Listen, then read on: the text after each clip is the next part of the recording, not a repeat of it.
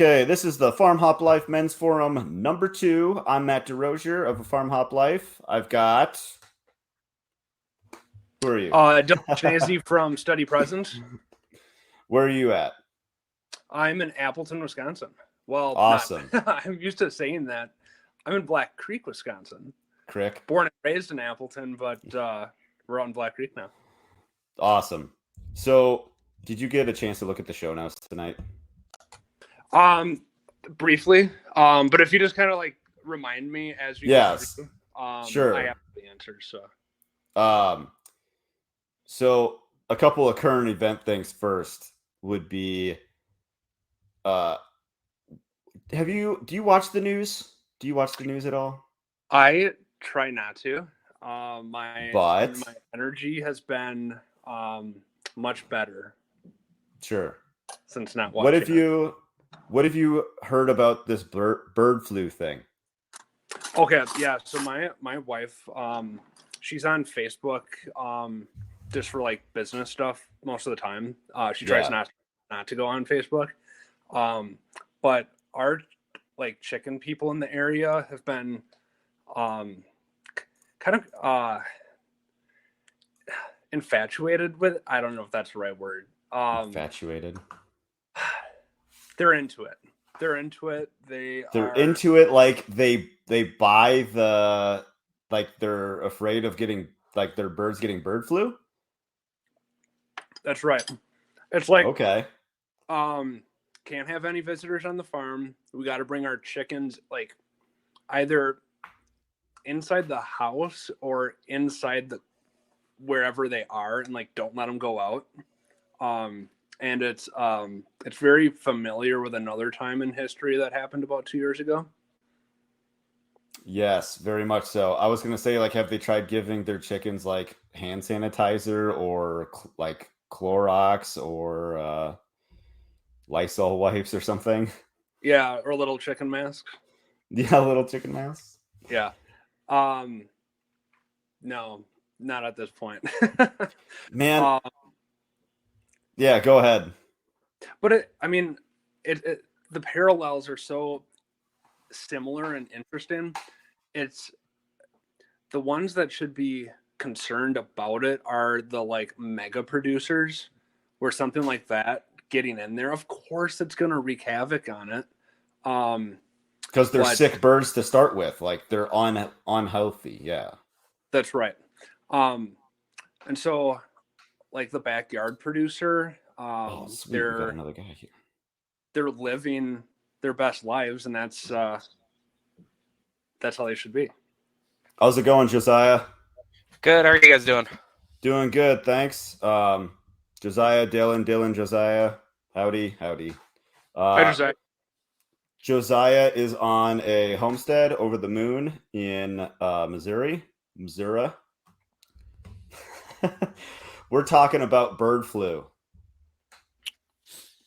You buying it? What's your take? I wouldn't doubt that at least initially it was something. I don't know what it is beyond that. There's that whole thing about timing.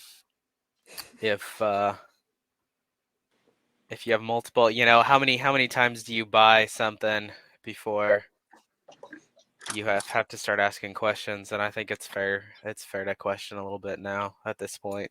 Absolutely. Definitely concerning. Between everything else that's going on.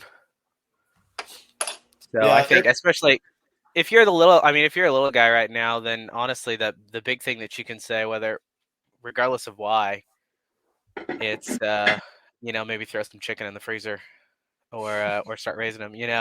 I can't do anything about it, right? But there's options at least right now. So what are you supposed to be looking for when you for a chicken that has bird flu?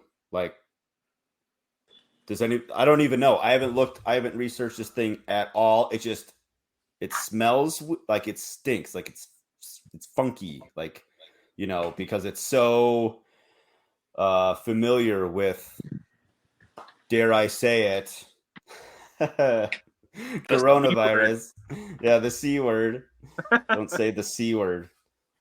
So I don't know. I haven't looked into it. Like it kind of seems like engineered food scarcity to me. I don't know. I don't know either. I don't know what the symptoms are. I know in back when my parents raised birds, we had a flock that we kind of shared, and we lost the entire flock. It was about 27 birds. Um, they were throwing up liquid basically. Oh, Lots gross. of stuff coming out of their mouths and just keeling over. And I don't know what that was. We never had anything like that happen, but we tried to cull the sick birds, Mm-hmm. and that didn't work at all. Like we literally culled, and we were killing the last one, and then two more started showing symptoms like that minute. So I don't know. I don't know what you look for in the bird flu. I mean, generally speaking, you can tell pretty quick if a bird's not doing well. Sure. I don't know what you do. I mean, apparently the only thing you can do is kill the flock. As to if there's a treatment or something, I don't know. I guess I could Google it real quick. Sure. Yeah, it's just kind of weird between this and like food processing centers going up in flames all of a sudden, like over the last 2, 3, 4, 5, 6 months. I guess I don't know how far back this goes, but it's kind of sus. I did not realize that there was a pattern with that. I just pulled up YouTube today and saw that the Azure Standard video, Yeah. and apparently it happened a couple days ago, but this is my first time hearing about it, and I was shocked. And then I saw an article that was talking about other processors like Kellogg's and various meat processors.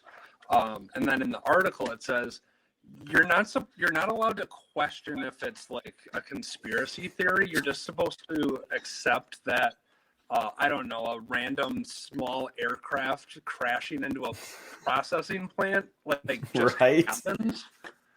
And it's one thing to be a conspiracy theorist, but Yeah. one thing that we learned from permaculture is to look for the patterns. And there's a pattern here when I've seen this kind of activity in the past. So you have to start asking questions, and it just starts leading you different places. Yeah. Yeah, I'm sorry. I'm trying to find the thread someone had posted about all the processing plants that have gone up in flames recently. I know this isn't a conspiracy podcast. I put that life behind me, but okay, let's see. Walmart Distribution Center, Maracopia Food Pantry, the Rio Fresh Onion District Center, Conway Beef and Pork, Gem State Processing Headquarters, Taylor Farms, and Azure Foods. All that started in 316 all the way back to 419. So, yeah, I mean, there's whatever I listed, 6, 7 of them just over the course of a month. It's kind of weird. So, anything? Yeah, and I mean Anything to add on those? when you were talking about leaving that behind you, I used to be a bit of a conspiracy nut. And honestly, it kind of, you end up kind of getting worried about things that are enough out of your control. At least I did. I'll just speak for myself. Sure. I would get worried about things that were entirely out of my control, and I think what I was saying earlier about the bird flu, it applies with the food thing too. Like, unless I own a food processing place, there's nothing I can do about it other than say, hey, maybe I should get some more food. Absolutely, that's what I'm thinking. So, and I mean, as the shelves behind me might indicate, I take the food pretty seriously. But As you but now's a should. good time. Now's a good time, and it's never a bad. I mean, again, the steps you can take, whether it's the chicken, whether it's the food processing, food scarcity. If you buy the right stuff, it's not a waste of money. Mm-hmm. It's not, you're gonna eat it. I'm not suggesting that you throw 500 pounds of rice in your 500 basement pounds. if you don't eat rice, Right. But you can buy stuff that your family will eat, and it doesn't get wasted. Right. So I say Oh. the conspiracy thing a little tongue in cheek. I had a conspiracy podcast not too long ago, and kind of gave up on that to do this, and it was like not taking it seriously. Not like, hey, let's talk about 9/11 for the 100th time. Like, it was like, hey, so that was weird, right?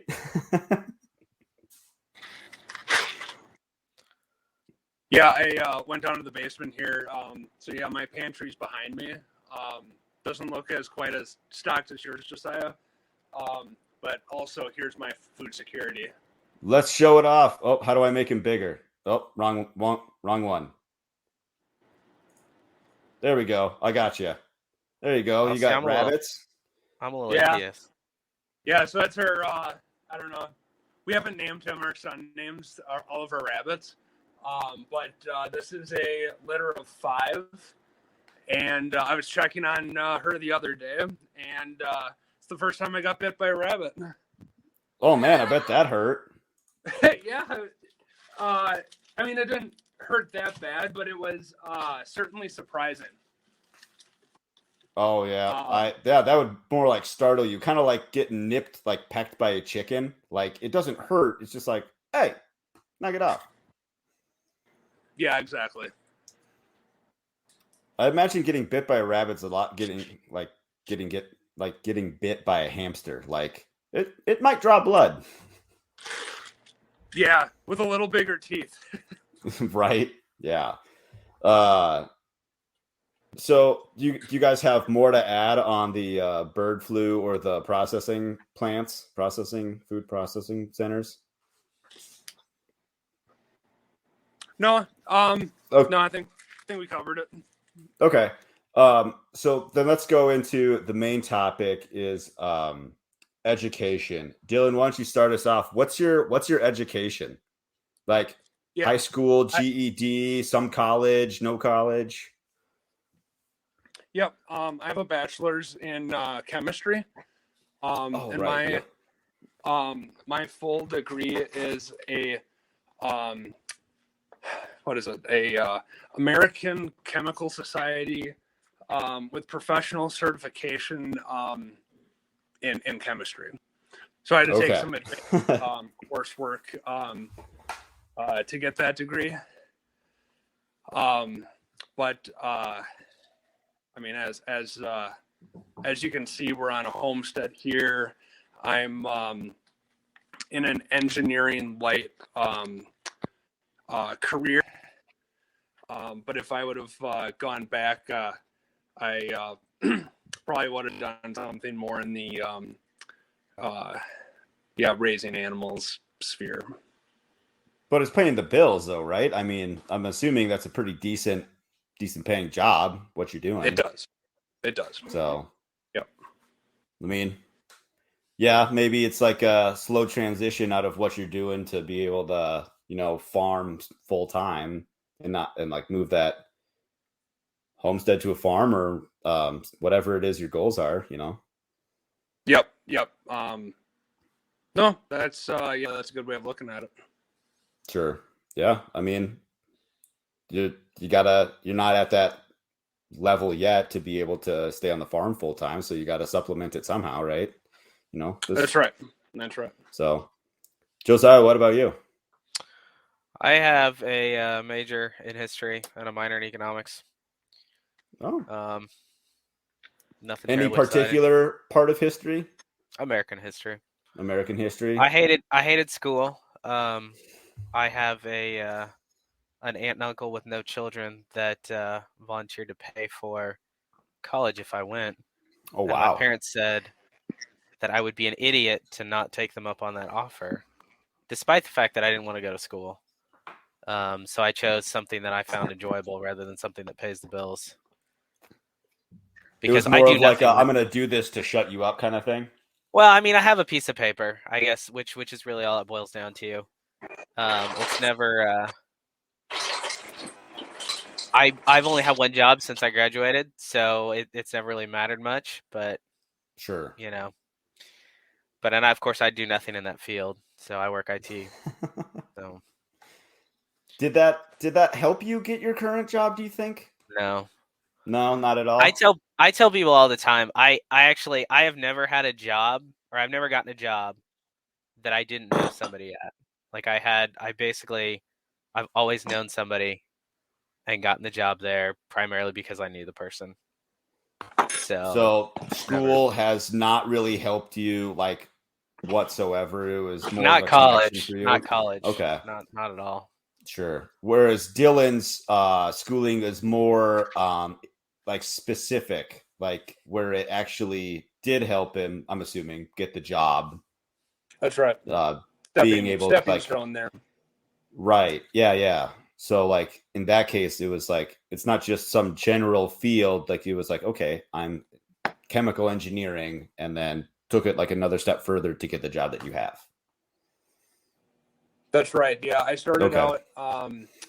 I got my foot in a door at a paper coating company, and then I became a chemist there. So I was using my degree directly using my degree for like a year and a half. And then this opportunity opened up at a paper machine supply company. So I've been there for 4 years now. Oh, nice. Yep. So very cool. I'm a 2-time college dropout. So after high school, I went up to school in Duluth, Minnesota, if anyone really gives a crap where that is, just to like kind of get out of the house. Went into like computer networking, and like the first semester was fine, like learning about like software versus hardware versus whatever. And second semester was like, here's how you basically manually program a router, and I was like, this sucks, and didn't want to do that anymore. And so I ended up dropping out and just like worked like probably like I don't know, 5-6 other jobs. And then I was like, I think I'm ready to go try something else. So I went into a technical college for electronics, and I did that for like 2.5 years. And I got all my core classes with a lot of help. And I failed this one math class like 3 times. And I was like, I was like 9 credits away from getting my associates, and I was like, I don't want to do this anymore anyway. It's like, this is stupid. Math is hard. No, I get that. When I was going to community college in high school, and I failed college algebra, and then so I it was the last thing really standing between me and associates, and I learned that the college that I ended up going to didn't require college algebra for a history degree. They just required that you take a class, finite mathematics. So I very quickly transferred up there so that I could take finite mathematics instead of college algebra, because I apparently couldn't pass it no matter what I did. So it worked out. Yeah, worked out. You both homeschool your kids, right? I do. That's right. Okay. What do you think you're gonna say to your kids when they get to college age? Or are they gonna like, even like 16?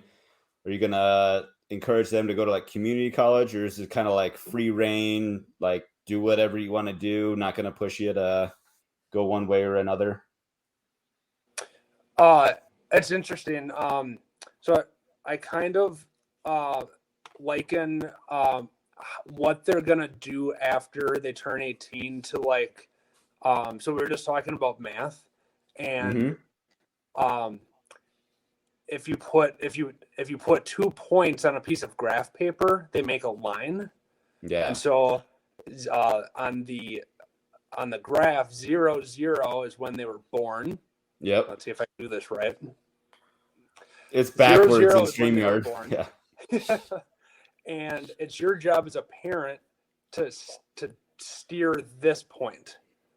Sure. And so with all of their life activities that they get to do on the farm, hopefully they get to pick something that, you know, from the time, you know, on this line after this point right here, they have all this experience and all this foundation just pushing them towards the next thing. Sure. And I'm not worried about what they're going to pursue after that. Sure. Okay. But we're always here as a resource to guide them.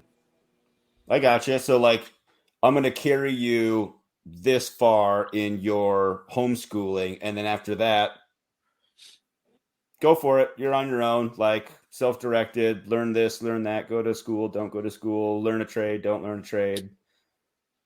Yeah, call. Exactly. Okay. And if you put one more line after that, then it becomes like that's a true line, is when you have 3 points next to each other. So if they don't know, like, you know, where that next point should be, well, then we can work on that. How much money do you want to make? What is your lifestyle? What do you like to do? What do you envision your lifestyle being? And then we can kind of sit down and say, okay, you know, this kind of lifestyle is more supported by a doctorate or working as a tradesman. Right. So there's a lot of brainstorming that we can do at that point. Sure, yeah, like, you know, you got to balance all those levels, right? Like money and skill set and interest and, you know, career path, I guess, if that's something they want to do. Or like they could do what I do and like work in something for a couple of years, get bored of it, and move to a maybe similar, maybe completely different field and start over, and then just do it again and again and again. It's just a constant state of starting over. But you learn a lot of different stuff, a lot of different people. Yeah, I mean, it takes you where you want to, where you need to be. Learn being a polymath, learning a bunch of different things. Right. Yeah, I mean, it makes life more interesting too. It really does. Yeah. Yeah. Like, this is enough. Let's move on. Yeah. What about you, Josiah? Probably pretty similar, I think, to what Dylan was saying. You know, I was probably the last kind of age group or whatever that college probably did make sense. So like it's pretty easy to say college is a pretty crappy thing for the average person. But I think, I mean, that could look different when my eldest gets there, you know, in 10 years and starts trying to decide, you know, hey, what do I want to do? So, but I think it's fair to, honestly, and this is something that never came up with my parents, and it's fair to be honest with your kid and, you know, say, hey, what do you want to do? And quite frankly, do you have what it takes to do it? You know, are you going to be successful at it? I mean, it sounds mean, but are you smart enough for it? Are you driven enough for it? Are you, you know, do you have what it takes to go get a doctorate? You know, you say you want to be a doctor. You know, do you have what it takes to spend 12 years in school, kind of thing? And just be honest and look at them. You know, like Dylan was saying, actually, you know, when it comes down to it, ask them, like, what do you want? What do you want to go do? And do you have what it takes? And, you know, I may not have the answers for him. I may only be able to guide a little bit, but give him the piece of advice that is, you know, do I think you have it? Right. And I think it's fair to do that. I think one of the things we do with kids is we you know, society told kids, all kids, go to college, go to college, go to college, when there were a lot of kids that was just terrible advice. Right. You know, they would have been much more fulfilled doing something. And there's no shame in, going and being a plumber or going and working at the assembly line. There's no shame in any of these things if it provides for you and your family and it makes you happy. And Exactly. you got to be honest about that. So, and I think that's the only thing that's fair for your kid. It's the only thing that's fair for anybody's kid is to just have an honest appraisal and say, hey, maybe this is a good path for you. Maybe it's not. So that's what I want to do for my kids is give them a fair assessment, and see what that math looks like in 10 years. Maybe college is a Right. good thing. Maybe it's not.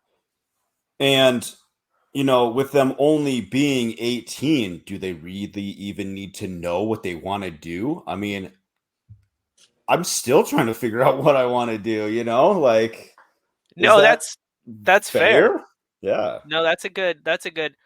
I tell people that a lot. I got a job in a field completely unrelated, and it paid the bills. And it turns out I like the people I work with.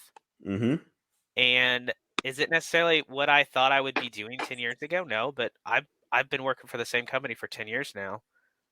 2 different roles, so I've done 2 different things now. But 18-year-old me would have said, "Hey, I want to do something that I love." But it turns out that like 24, 25-year-old me, perfectly happy working IT, Mm-hmm.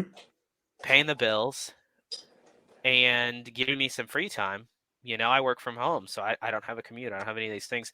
So it turns out, you're absolutely right. Like 18-year-old may not understand what they really want at the time. So Yeah, I'd also add to that the decisions that you make when you're 18. I mean, especially for men, I just found out that our, what is it, neonatal cortex, like the main part of the brain that's responsible for decision making and maturity, doesn't fully develop until 25. Yeah, we're big dumb animals. Yeah. Yeah.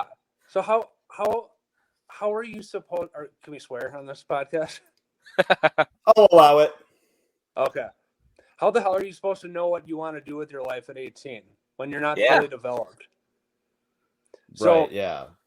so you make a decision, and it might possibly be a decision that gets you into debt.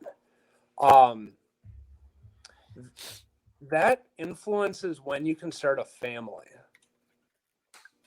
So that's what I would tell young people right now is if you want to have kids, um, I mean, really think about is the degree that I'm getting going to inhibit my the time that I can start my family. And for some people, they start families later, and that's okay. Like everyone makes the decisions that are right for them. But I mean, it's something to think about in the overall picture. Mm-hmm. I think you, as far as the whole family thing, the other, there's so many opportunities. My wife's a hairstylist, and so she went through 9 months of schooling, and I mean, realistically, probably still she makes more per hour than I do. When she works, she makes really good money. Mm-hmm. So it gives her, it gave us the freedom. We had a 2 income family to start out. We got the ball rolling, and then she was able to kind of set that aside when it came time to raise our family. But jobs like that, it's the freedom to do that with very little time invested and very little money invested. She got a job that makes good money, and let us start a family. And so you're right when it comes to that commitment with college or whatever. Like you're kind of putting a gamble forward. And I mean, my wife and I, that was a blessing in and of itself because we'd been dating since high school, so we knew, she was going to be able to work and while I was going to school, and then there would be a bit of a role reversal. So we were able to start a family about when we wanted to, Right. because of those choices. Unintentionally, it wasn't something that we had thought about. Definitely something to mention to your kids though is maybe understand if you got to go into debt to get your education, it's going to cost you something, and it may not pay off for you. It is a gamble, especially if you're 18 and you don't know what the heck you want to do. So, right. If I continued to pursue, to kind of bring this back to education, if I continued to pursue whatever degree or whatever, I would still have student loans. When we first moved here, it was within the first year or two, I was able to actually pay off what little student loans I had left. And so then that allowed me to pay off my truck faster. And then we're still, paying off Katie's car and her student loans.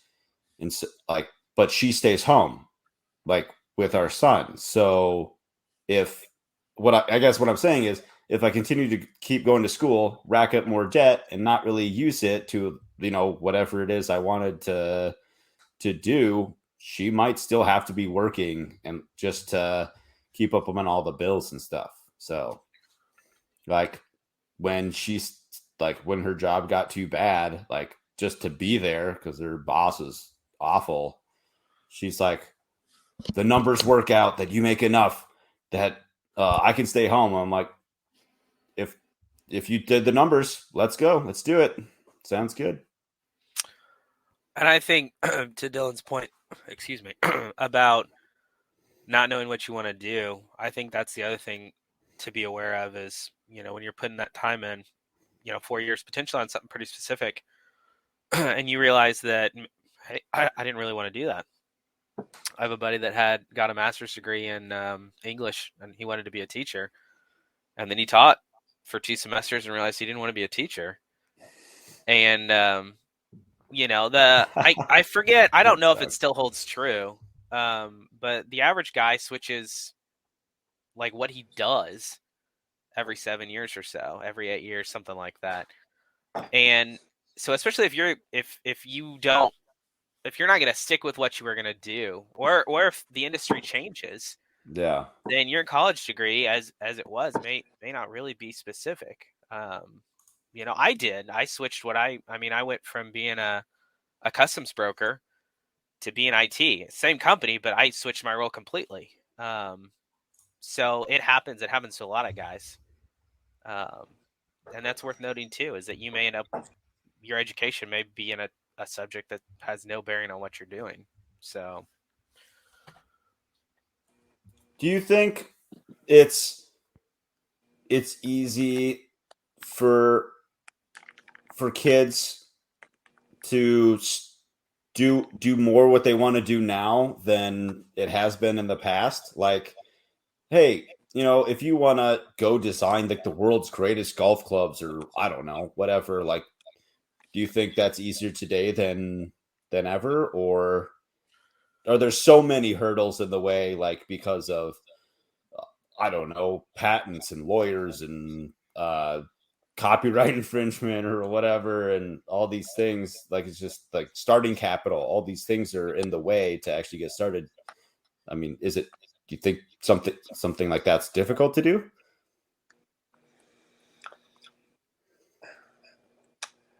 I think if you have low capital, if you have a low capital venture that you want to start, you are interested in X and you want to start a YouTube video on it, and then you want to do events based on that topic. I mean, to go into something that is relatively low capital, I think there's a lot of opportunities for that. But yeah, on the flip side, there are so many opportunities out there, low capital or not. Yeah, I think you just have to go out there and find it. Yeah, Josiah, what are your thoughts? I remember I was 18, and I had a lady say something to the effect of, you got to get out there and find your niche and settle in. And being 18, whatever, I thought I was just going to grab the world. and blow stuff up, make an impact. And I think to some degree, this idea, especially now, that I think a lot of people really do think that they can just do just about anything. And I think you're right about there being maybe fewer options. I don't necessarily know that that's a bad thing. Um, people, and I'm not saying it was all good, but it used to be that if you were a son, you did what your dad did. And that's not necessarily a great thing. I imagine there was probably lots of artists who had to suffer being tailors, even though they didn't want to be a tailor, right? Or Sure. whatever. And there was, I know there were farmers. They didn't want to be farmers, but that's what they did. But on the flip side, they were also able to have some fulfillment, pay the bills, and that was to some degree a good thing. So in this case, I do think there's a lot of opportunities. We talked a little bit when I was on your podcast about my wife's reselling business. That's very low Right. capital, like Dylan was talking about. And it didn't take a lot to get going. And we were able to make a sizable income off of that. So there are opportunities. I think with the internet, there are a lot of opportunities to get into that. But it still takes a special kind of person. My wife's That's true. super entrepreneurial. She has the drive for it. I don't really. I have ideas. I have some of the management, I guess, of it, but she's a go-getter. And I don't have that. So I mean, if you said, "Hey, Josiah, start up a business," I'd be like, "Well, it's a good thing I married an entrepreneur. We can do this together." I don't have that drive. So I think it takes a special person. And I think, again, it kind of goes back to college. It takes a special person to go to college or to go to this continuing education. It takes a special person to start up a business, if we're being honest about capabilities. So yeah, let's have realistic expectations. Like, can everyone be an entrepreneur? Maybe, probably. Will they successfully pull it off? Absolutely not. Like, it's like you gotta like hustle and grind all the time. Like, don't get burned out, right? Like, you gotta have like a very healthy balance, work, life, family, all those things. But like the other night, my wife was like, "Hey, I'm actually really proud of you for having a good balance in building up farm hop life and spending time with Milo and spending time with me and this like I think you're handling it really well." And I was like, "Thank you. It's really hard. Like there's a lot of work that goes like that's involved in everything, You do want to make sure that you have quality time with your kids because it's like what else are you doing? Like why what else are you doing it for?" And to bring up another point like being entrepreneurial, Josiah, like that would be the greatest gift I could ever give my kids. Is like learn how to be an entrepreneur. Like if you can figure out how to make money versus earn money, I have nothing more to teach you. Like you're gonna figure it out. Yeah, kind of going along that path. I think this topic happened since our interview, but we talked to our son Ted. If like, I don't know how it started. If he wanted, if we approached him on wanting to start a quail business, or if he approached us. Mm-hmm. But he had the drive to get some quail, and so we did all the right things. We gave him the phone. He pressed all the buttons to call, and then he placed his order for quail all by himself. That's awesome. How old is he? I just turned 5. Wow, that's impressive. that's cool. Yeah. Good for him. Albeit I am feeding them, but I'm sure that'll change soon here.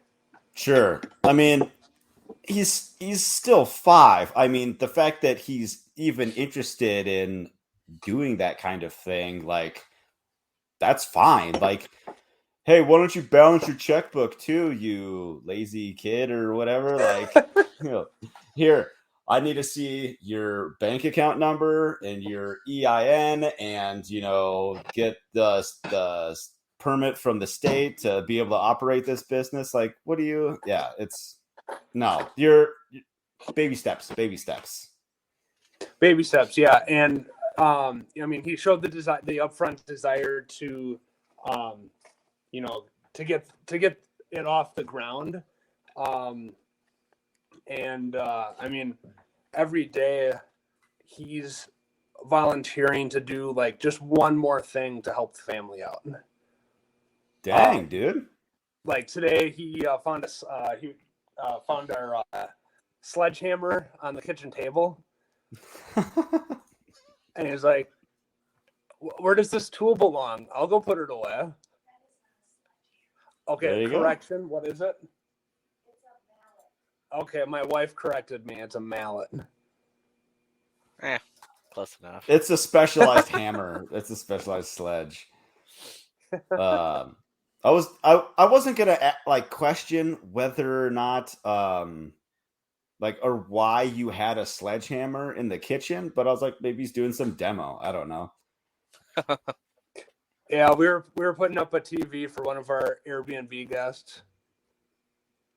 Oh, I got you. Okay. Yeah. We have a comment here. It says from Sky Bubbles, do you think the average parent would encourage their kid doing something like that, or would they brush it off as a silly kid's idea? Oh, talking about the quail business? Mm-hmm. Yeah. That's an interesting point.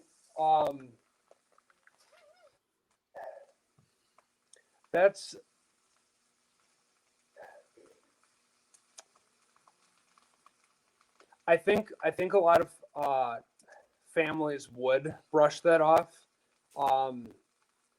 But it's interesting because in like a typical let's go to kindergarten type family, I think that type of spontaneity and drive is kind of programmed out of them pretty quickly, at least by the age of 6. Absolutely. So I think more of the the ideas come from almost like an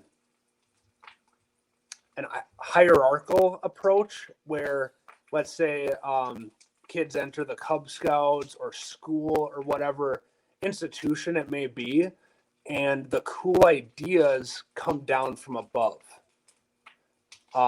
versus an organic interest-related desire to do something for yourself. Well, I'll give you a great example. Ted just learned how to ride his bike this weekend. I think I saw that. And did you guys post that on Instagram? I posted it right away on Instagram story right when he did it. Nice. Technology's cool, Yeah. But we didn't do any of the okay, I'm gonna hold your body and we're gonna ride for a little bit and then I'm gonna let go and I'm gonna instill the fear of God into you while you try to balance and then you fall and you lose trust with your dad type thing. We just skipped past that. And sure, we were in the barn and my wife and I were talking and he said, "Oh, Mom and Dad, look quick, I'm riding my bike."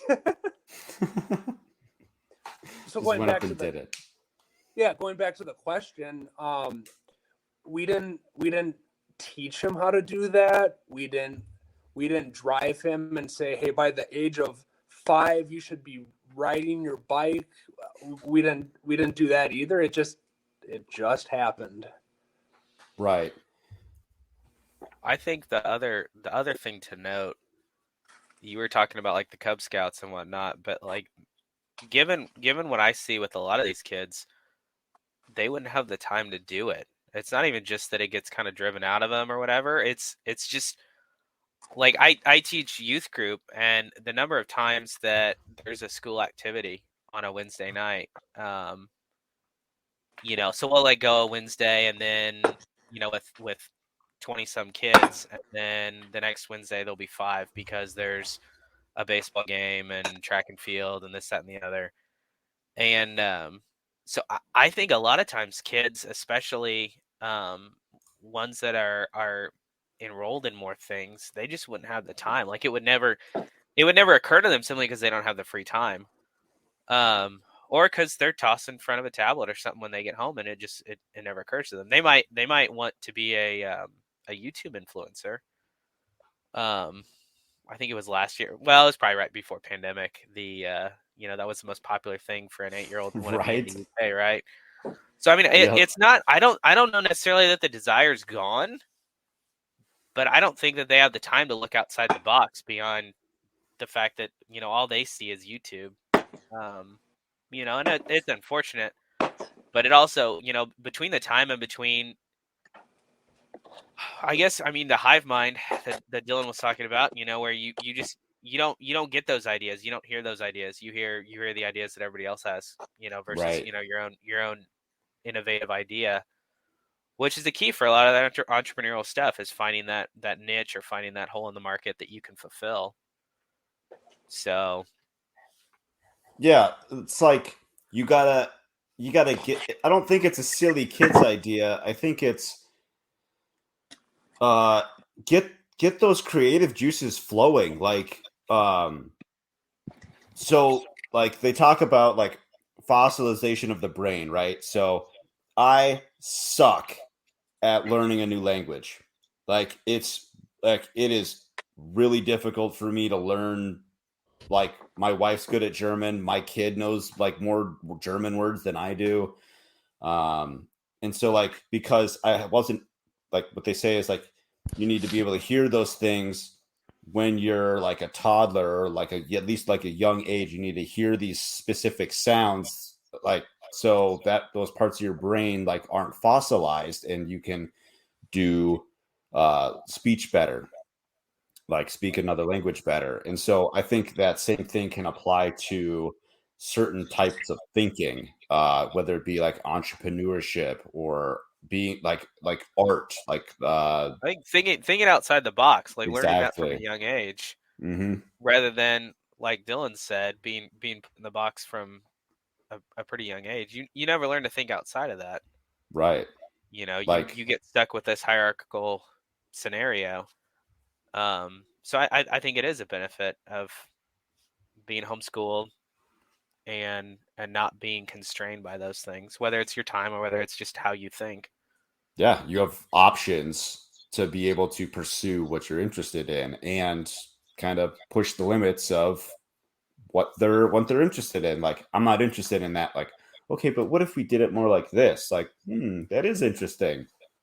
Like, so you can kind of be more flexible with how you teach your kids. Yeah, Josiah made a great point about time. We were in a family that, my brother did sports. I was in Boy Scouts and powerlifting in high school, but we weren't maxed out to the nines every night. Like a lot of families here, it's activities at the Y, this sport, that sport, running through the drive-through to get food, go home, do homework, go to bed. Their lives are constantly filled with activities, and there's no room for outside ideas, or even just to be a kid. Yeah, their own ideas. I mean, that's when you were talking about the structure, that's the kicker more than outside ideas like that. It's their own ideas. I mean, your son may have heard about raising quail, or it may have been something that you said, but ultimately, he had to have thought, man, that's a good idea. I want to raise quail. Like, not every kid wakes up and says, I want to raise quail. Most kids probably don't even know what that quail are. Right. quite frankly. So those things, whether it exhibits itself in entrepreneurial thought or not, having that ability to think outside the box, to take your own ideas, to articulate them, or to put them in action, that's a big deal. And it has lasting ramifications. The job I have, part of the reason I got it was simply because I was willing to ask why, think outside the box, and do my job in a different way. Try and do my job better. And I always thought that was pretty normal, but it turns out that's not. It's not. You learn your job and you do it. And most people, that's life. Mm-hmm. And so teaching your kid to be able to say, I'm going to look at this problem in a different way. I'm going to look and see how to do this better.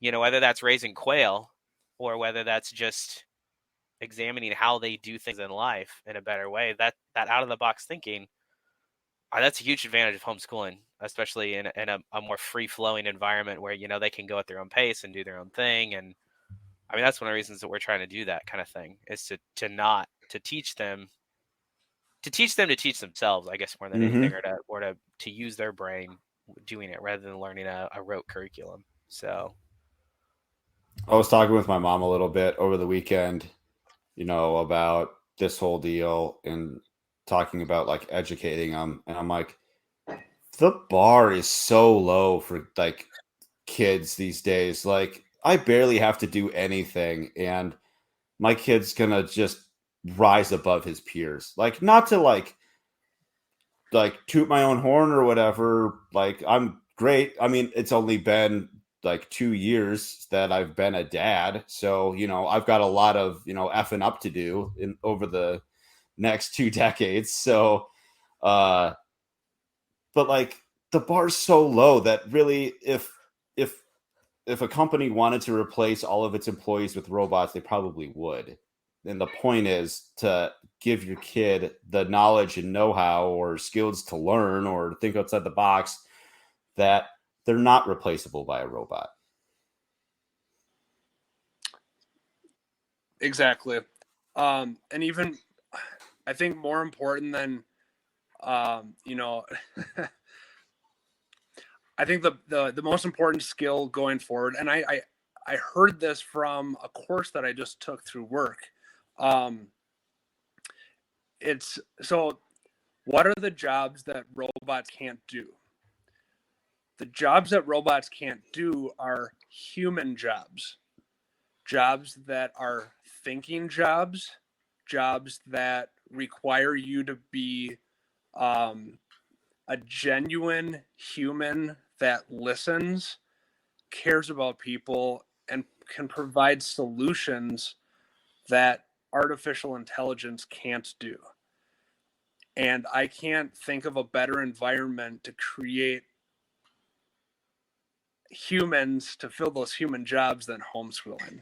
yeah, I mean, literally, when you were saying that was my thought, was, like when you put your kid in a school, not dogging on public schools necessarily, but you're putting them in a factory and an assembly line of education, and that may be all you can give your kids. So again, I'm not dogging on that, but that kind of rote automation, it churns out very robotically the finished product. Whereas if you homeschool and you teach your kids strengths, and they come out as that person that's capable of doing all these things, rather than as this processed. I mean, it sounds mean, but the difference between going to McDonald's and getting a cheeseburger that they make billions of times a day, and going to your mom and pop burger shop in town, those burgers are worlds apart. They're both a burger, but those burgers, those finished products, they're completely different. And that's the advantage of having that unique ability, that you're not gonna get. You're not gonna get at McDonald's, and you're not gonna get. You can get it from a public school, but the average kid is gonna come out with very similar levels of ability than everyone else. It won't play to anybody's strengths or weaknesses. It won't help any of those things. It can't, by definition. So Yeah, that's by design. Absolutely. yeah. It's the only way to do it. So again, I'm not dogging on. I mean, the only way, McDonald's succeeds because they can make billions of burgers, and public schools succeed. Their task is to educate a lot of people. That's really the only way to do it. It's not. It's wildly efficient. It just turns out it churns out a product that isn't that great individually. Right. Yeah, it's repeatable. Yeah, there we go. That's a better Mass produced. Struggling to yes. Whatever you want to call it. Yeah, I get it. Absolutely. Interesting choice of I'm not to nitpick what you said, but it was an interesting choice of words to say that public schools succeed. Some of them do. I mean, arguably you could say that we do produce sometimes. There's a diamond in the rough in there every now and then, sure. Like it works for some. I mean, most of the people that I work with are public schooled, and the company does okay, and that's why the company only does okay is because they're public school kids. Maybe I'm biased. I was homeschooled. I'm gonna homeschool my kids, so I'm biased, of course. I think I've benefited. I think I've benefited every company I've worked with, and I think part of it is because I was homeschooled. It succeeded in its goal. Its goal was to create an average person, because that's all you're going to get. When you go to McDonald's, you're going to get an average burger. It's going to be the same burger everywhere, which is actually, I think, a better success than public schools get, because they don't get the same. I mean, there's all those kids in Baltimore that can't read. Wait, so Baltimore specifically? What was that? Baltimore specifically? I was reading something about Baltimore. It was either reading or it was math. Something like the average kid there was actually illiterate. Like it was under 50% of the kids there could actually read. I'd have to look it up, but it was That's crazy. So weird. So yeah, I mean, it turns out things suck. Listen to us in a first world country. Like, what? Half the kids in a city can't read or do math or one of the two. Like, such a first world problem. Like, it's so foreign to think that half a city's kids can't read or do math. It's a specific school, but one of them, Patterson High School, of the 628 high school students, 484 read at elementary school level. 71 of those were at kindergarten level. 88 were at a first grade level, and only 12 of the kids read at the grade level. Is it a school for the blind? Because they can't. I mean, read? Most blind people can read Braille at least, right? That's true. But I mean, those numbers. I mean, yeah. So yes, public schools. Some of them, and maybe there's some McDonald's that can't turn out a good burger either. I don't know. I don't go to McDonald's, so that's Yep. Huh. Well, all right. Well, we are wrapping up on an hour. Why don't you guys tell people where they can find you and follow you and send you hate mail or something? After dogging on public school, I probably deserve it. So, well, you can find me Inventive15 on Twitter. I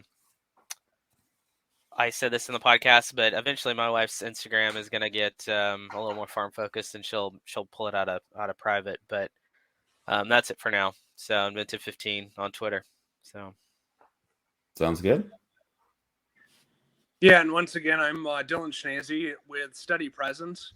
So Steady Presence is our family business that is primarily focused on farm events for homeschooling families.